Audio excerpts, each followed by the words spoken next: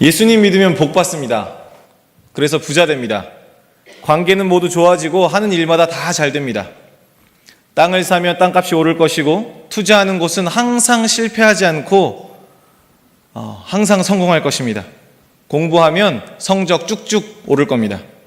남의 자식들은 10시간 걸려서 공부하는 거 내 자식은 5시간만 공부해도 충분히 완벽하게 숙지할 수 있을 것입니다. 교회 다니는 사람은 절대 아프지 않을 것이고 혹시 아프더라도 기도하면 다 나을 겁니다. 예수 믿으면 이렇게 복 많이 받습니다. 어떤 분들은 이런 것을 복음이라고 생각하십니다. 하나님이 우리가 원하는 대로 다 잘되게 해주시는 것, 그게 복음이다 라고 말입니다. 그리고 그렇게 되는 것이 승리라고 생각하는 분들도 있습니다. 예수 믿지 않는 사람보다 더 많이 돈을 벌고 세상 사람들보다 더 큰 권력을 쥐고 그들보다 더 큰 집에서 더 평안하게 살아가는 것, 다른 이들보다 내 자식들이 더 좋은 대학, 더 좋은 직장에 가는 것이 세상을 향한 우리의 승리이다 라고 생각하는 분들이 있습니다. 하지만 하나님의 백성들은 한 번도 그런 식으로 세상을 향해 승리한 적이 없습니다. 가장 찬란했다는 다윗 왕 시대를 기억해 보시기 바랍니다. 다윗 왕은 자신이 가진 권력과 재물을 가지고 그것 때문에 만족하지 않았습니다. 도리어 자신이 하나님의 성전을 지을 수 없다는 사실에 마음 아파했습니다. 그의 아들 솔로몬은 어떻습니까? 지혜가 풍성했습니다. 세상 여기저기에서 땅끝에서부터 그의 지혜의 말을 듣기 위하여 사람들이 몰려왔습니다. 그런데 그는 잠언과 전도서에서 이렇게 말하고 있습니다. 모든 것이 다 헛되다. 그러니 오직 하나님만을 의뢰하라 라고 말입니다. 그들에게 돈과 권력과 명예와 지혜가 있었지만 그들은 그것이 온전한 승리라고 말하지 않았습니다. 그리고 그들을 제외한 나머지 역사에서는 어떻습니까? 나머지 역사 대부분은 하나님의 백성들의 고통과 실망으로 가득 차 있습니다. 오늘 본문인 시편 75편은 앞뒤에 있는 74편과 76편과 함께 유사한 배경을 가지고 있습니다. 그 중에서 바로 앞에 있는 시편 74편은 하나님의 백성들의 비명소리로 가득합니다. 74편 1절에는 이렇게 말합니다. 하나님이여 주께서 어찌하여 우리를 영원히 버리시나이까. 11절에는 이렇게 말합니다. 주께서 어찌하여 주의 손 곧 주의 오른손을 거두시나이까.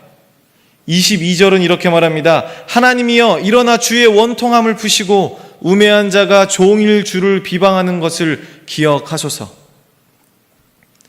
74편 이 시편을 가지고 찬양했던 이스라엘 백성들은 하나님께 어찌하여 이런 일들이 우리에게 벌어지게 놔두십니까? 라며 부르짖고 있습니다. 방금 읽어드린 것처럼 심지어 영원히 버림받은 것 같다 라고도 말하고 있습니다. 이 노래는 바벨론에 의해 성전이 파괴된 이후에 이스라엘이 포로로 잡혀간 직후에 이스라엘 백성들이 지어서 불렀던 노래입니다. 그들은 하나님께 기도하고 있습니다. 하나님 어찌하여 우리가 이런 일을 경험해야 합니까? 라고 말입니다. 하나님의 백성이 짓밟히고 수욕을 당하고 있습니다. 하나님의 백성들만 비참함을 경험하는 것이 아니었습니다. 지극히 거룩한 곳이라고 생각한 성전도 마구 짓밟혔습니다. 74편 3절에는 원수가 성소에서 모든 악을 행하였나이다. 7절에서 8절에는 주의 성소를 불사르며 주의 이름이 계신 곳을 더럽혀 땅에 엎었나이다. 그들이 마음속으로 이르기를 우리가 그들을 진멸하자 하고 이 땅에 있는 하나님의 모든 회당을 불살랐나이다. 이스라엘 사람들은 자신들이 하나님의 백성이라고 자부했습니다.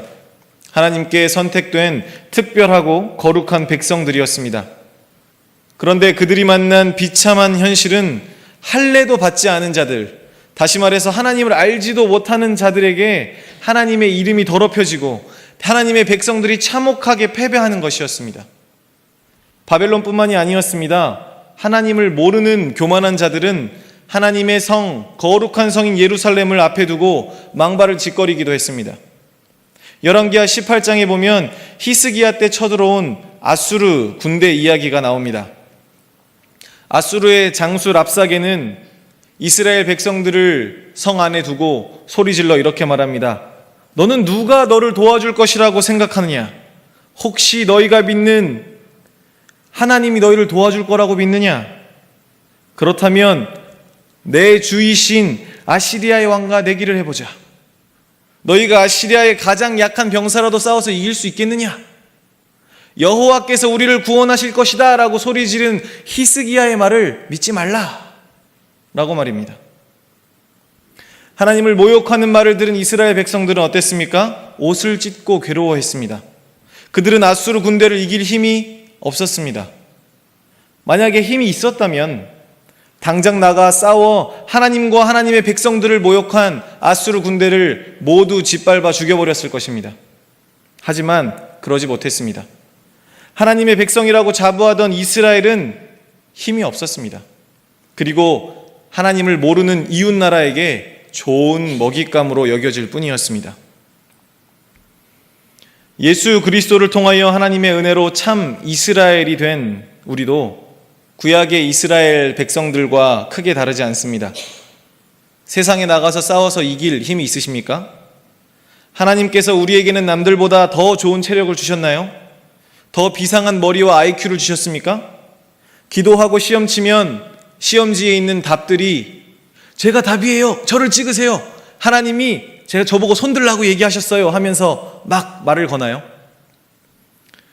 그런 일은 없습니다. 그런 놀라운 은혜도 없는데 우리는 일주일 중 최소 하루는 경력 쌓는 일에 사용할 수 없습니다. 주일에 나와서 의미 없어 보이는 일을 해야 합니다. 나랑 아무 관련 없는 애들을 붙잡고 씨름하며 성경 이야기를 가르치고 들려주어야 합니다. 내 스펙에 한 줄도 적을 수 없는 일을 위해서 우리는 돈과 시간과 에너지를 쏟아야 합니다. 세상 친구들은 그 시간에 뭘 하고 있을까요? 나보다 한 걸음 두 걸음 더 빠른 속도로 앞을 향해 달려가고 있습니다. 그런데 도대체 어떻게 내가 그들을 이길 수 있겠습니까? 니체라는 사람은 인간 최대의 자기 발전을 말살하고 사회 발전을 저해하는 것이 기독교 윤리다라고 말한 적이 있습니다. 그는 사람이 본능적으로 가진 욕망에 대해서 이야기하면서 사람은 더 큰 힘을 가지고 다른 사람을 지배하려고 하는 욕망을 가지고 있다. 그 욕망을 따라서 살 때 남보다 더 앞서고 더 강해져서 남들을 지배하려고 할 때 그럴 때 사회가 발전한다라고 말했습니다. 그러니 개인을 위해서도 그리고 사회를 위해서도 사람들은 경쟁에서 승리하기 위해 매번 싸우고 투쟁해야 합니다. 그의 말에 따르면 말이죠. 그런데 교회 다니는 사람들은 아무 쓸데도 없어 보이는 일에 돈과 시간과 에너지를 낭비하고 있습니다. 무한 경쟁 사회에서 그런 사람들이 살아남기라도 할 수 있습니까? 어떻게 보면 우리가 이렇게 비참하게 사는 것이 필연처럼 보이기도 합니다.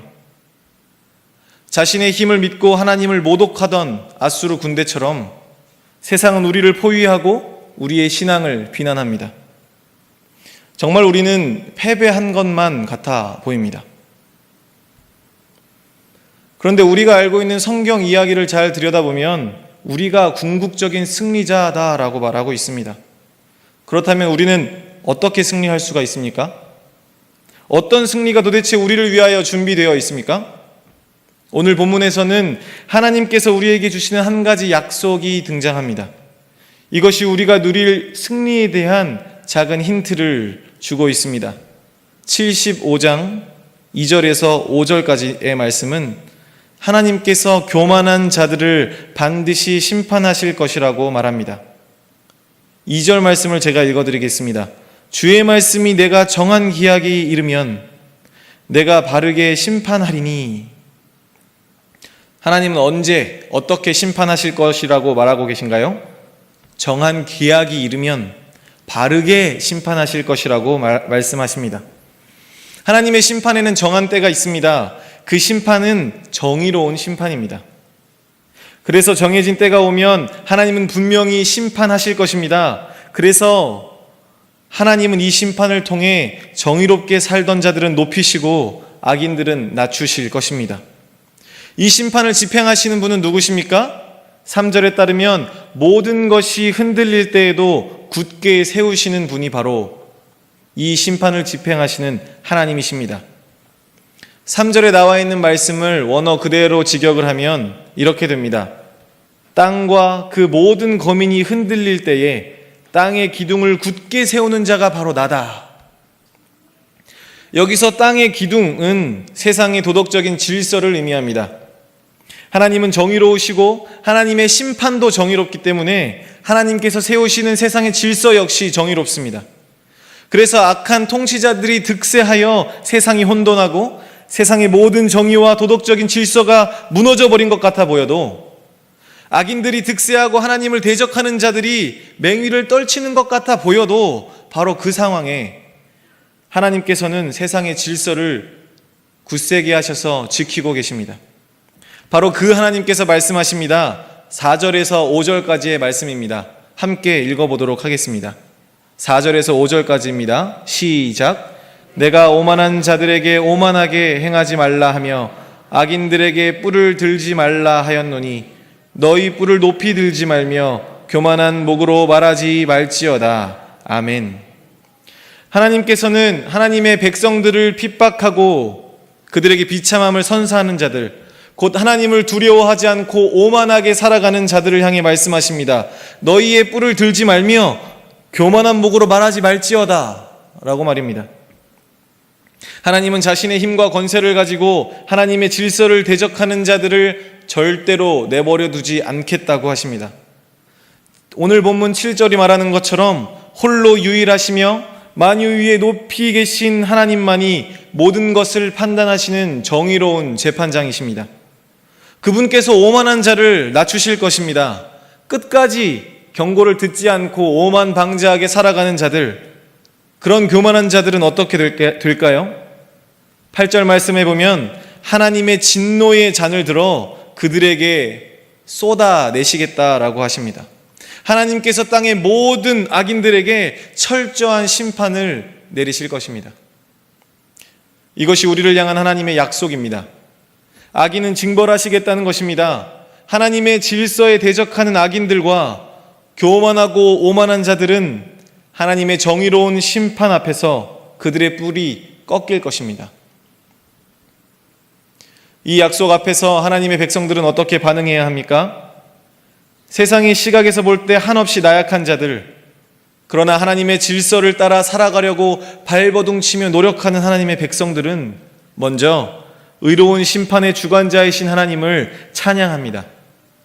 1절 말씀은 이렇게 말하고 있습니다. 하나님이여 우리가 주께 감사하고 감사함은 주의 이름이 가까움이라. 하나님의 백성들은 함께 찬양하고 있습니다. 하나님의 이름이 가깝다라는 말은 하나님의 임재가 가까이 있다라는 말입니다. 아까 읽어드렸던 바로 앞에 시편 74편에서는 잔혹한 현실 앞에서 하나님의 손길이 전혀 느껴지지 않는다. 하나님께서 하나님의 백성들을 다 버리신 것 같다 라고 절망 가운데 비명과 같은 노래를 부르는 가사를 보았습니다. 그런데 이제 다릅니다. 75편을 시작하는 바로 첫 마디가 무엇입니까? 감사하고 또 감사하겠다라는 것입니다. 백성들의 신뢰와 소망은 오직 유일하신 여호와 하나님께 있기 때문입니다. 하나님은 하나님의 백성들과 함께 하십니다. 하나님께서는 악인들에게는 심판으로, 자기 백성들에게는 억울함을 풀어주시는 신원의 날로 오실 날이 멀지 않았습니다. 그 약속을 믿고 바라보는 자들은 하나님께 감사하고 또 감사합니다. 둘째로 감사할 뿐만 아니라 하나님의 백성들은 선포합니다. 1절 뒷부분에는 주의 기이한 일들을 전파한다 라고 말하고 있습니다. 그리고 75편의 끝부분인 9절에도 나는 야곱의 하나님을 영원히 선포하며 라고 노래하고 있습니다. 여기서 나오는 기이한 일은 하나님께서 자기 백성을 위해 행하신 놀라운 구원의 역사를 말합니다. 의로운 자를 세우시고 높이시겠다는 하나님의 위로를 기대하는 자들은 하나님의 약속을 드러내며 선포하며 사는 자들입니다. 이 약속을 아는 오늘날의 하나님의 백성, 여기에 모인 우리들은 어떻게 살아야 하겠습니까? 먼저 하나님을 경외하며 겸손해야 합니다. 만약 우리가 스스로 높이고 있다면, 혹은 우리가 가진 것을 의지하고 있다면 하나님께서 낮추실 것을 두려워해야 합니다. 세상에서 높은 지위에 있으십니까? 재산이 남들보다 좀 넉넉하게 있으십니까? 겸손하시기 바랍니다. 하나님을 경외하셔서 하나님의 방법대로 살기를 다짐하시기 바랍니다. 그리고 그렇게 살아가시기를 바랍니다. 자신이 가진 것보다 하나님을 더 의지하시기 바랍니다. 자신이 가진 것이 모두 사라진다고 해도 우리의 희망은 하나님이심을 잊지 마시기 바랍니다. 교회 안에서도 마찬가지입니다. 교회에서 중요한 역할을 하고 계십니까? 중요한 직분을 담당하고 계십니까? 하나님의 백성을 무시하는 사람은 하나님께서 직접 낮추십니다. 하나님 나라는 다른 이를 섬기고 자신을 낮추는 자가 인정받는 나라입니다. 세상의 시각과 삶의 방법을 과감하게 버리시기 바랍니다. 그리고 혹 나의 생각과 나의 삶의 방법이 하나님보다 더 의지하는 것을 가지고 있지는 않은지 돌아보시며 하나님을 향한 경외의 마음을 더 굳건히 세워가시는 저와 여러분 되기를 소원합니다. 두 번째로, 우리는 하나님의 방법으로 승리해야 합니다. 세상이 추구하는 방법으로 승리하기 위해서 우리의 힘과 돈과 명예를 키우는 것은 하나님의 백성이 추구하는 모습이라고 할 수 없습니다. 하나님께서 직접 보여주신 승리를 기억하시기 바랍니다. 하나님께서 선사하신 최고의 승리는 무엇입니까? 예수 그리스도께서 십자가에서 죽으시고 부활하신 것입니다. 예수 그리스도의 십자가에 가장 큰 승리가 있었고 가장 빛나는 영광이 자리하고 있습니다. 그 승리를 위한 방법은 예수님의 겸손과 섬김, 그리고 사랑과 순종이었습니다. 가장 날카로운 정의가 그곳에서 선포되었고 가장 뜨거운 사랑이 바로 그곳에서 계시되었습니다. 우리는 세상에서 어떻게 승리할 수 있겠습니까? 앞서 말씀드린 것처럼 니체가 지적한 힘을 향한 욕구를 발휘하며 무한 경쟁에서 승리하기 위한 투쟁 속으로 들어가야 할까요? 아닙니다. 사도 요한은 요한일서에서 이렇게 말하고 있습니다. 무릇 하나님께로부터 난 자마다 세상을 이기느니라. 세상을 이기는 승리는 이것이니 우리의 믿음이라. 그러니 힘을 길러 세상과 싸워 이기려고 하지 마십시오. 대신 하나님의 아들이신 예수 그리스도께서 이루신 승리에 참여하시기 바랍니다. 우리는 믿음으로 예수님과 연합하였기에 그 승리에 참여할 수 있습니다. 바울이 말한 것처럼 우리는 예수님의 연약함을 따라갈 때 강함을 경험합니다. 그러니 우리가 가진 욕망의 방향을 세상이 아닌 하나님께로 재조정하시기 바랍니다. 우리의 욕망을 예수님을 닮는 일에 쏟아부으시기 바랍니다. 예수님께서 보여주신 그 길을 따라 걸어가시기 바랍니다. 예수님처럼 겸손하게 이웃을 섬기시기 바랍니다. 나를 짓밟고 가는 자들을 위해 복을 빌어주시기 바랍니다. 그들을 사랑하시기 바랍니다. 그것이 하나님의 방법임을 믿고 하나님의 뜻에 우리 삶을 들여 순종하시기 바랍니다. 그런 우리의 삶을 보시고 하나님께서 우리를 높이시고 세우시며 예수 그리스도께서 이루신 영원한 승리를 무한하게 누릴 수 있도록 허락하실 것입니다. 누가 그 일을 자신만만하게 할 수 있겠다고 말할 수 있겠습니까? 여기 모인 우리들 중에 누가 감히 내가 그 일을 잘할 수 있다라고 할 수가 있겠습니까? 그럴 수 없기에 오늘도 우리는 기도하며 성령 하나님의 도우심을 구해야 하겠습니다. 그래서 이 밤에 우리 함께 기도할 때에 하나님의 도우심으로 이 막연하고 두렵고 불가능해 보이는 일을, 이 길을 향해 걸어갈 수 있게 해달라고 함께 간구하는 시간을 가지기를 원합니다.